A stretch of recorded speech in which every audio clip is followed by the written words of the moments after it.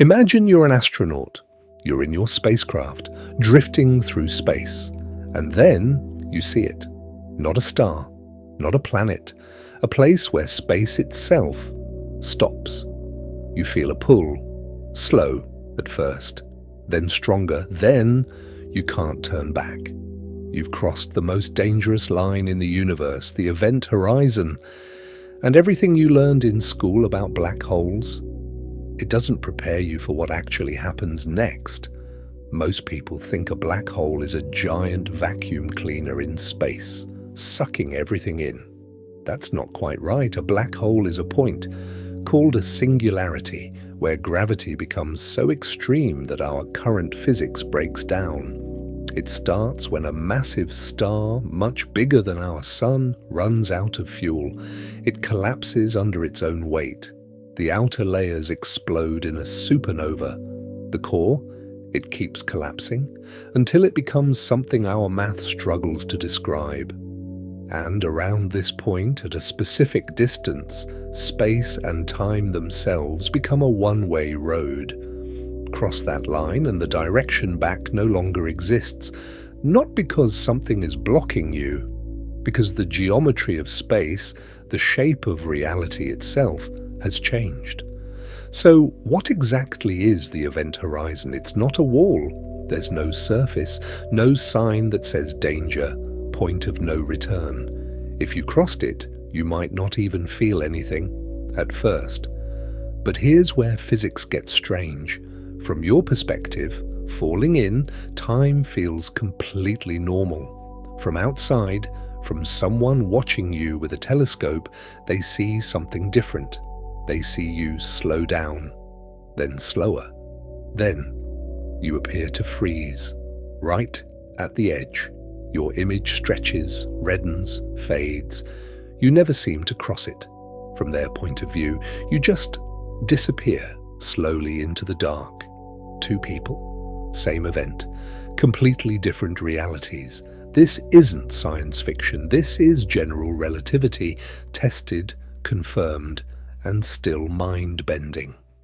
Now, what happens inside? Once past the event horizon, gravity doesn't pull you equally.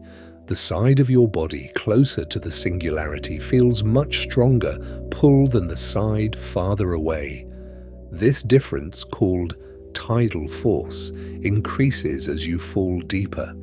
And at some point, that difference becomes so extreme, your body gets stretched vertically, compressed sideways. Scientists call this spaghettification. Yes, that's the actual scientific term. You become literally a long, thin stream of particles stretched like spaghetti toward the center. For a stellar mass black hole, this happens before the event horizon. You'd be torn apart before you even cross. But for a supermassive black hole, billions of times the mass of the sun, the tidal forces at the horizon are gentle enough. You cross, you fall, and only deep inside does the stretching begin. The universe doesn't warn you, it just changes the rules, quietly. Here's where it gets truly strange. In 1974, physicist Stephen Hawking made a prediction. Black holes aren't forever. Quantum mechanics tells us that empty space isn't really empty. Virtual particle pairs constantly pop in and out of existence. Near the event horizon, sometimes one particle falls in and the other escapes.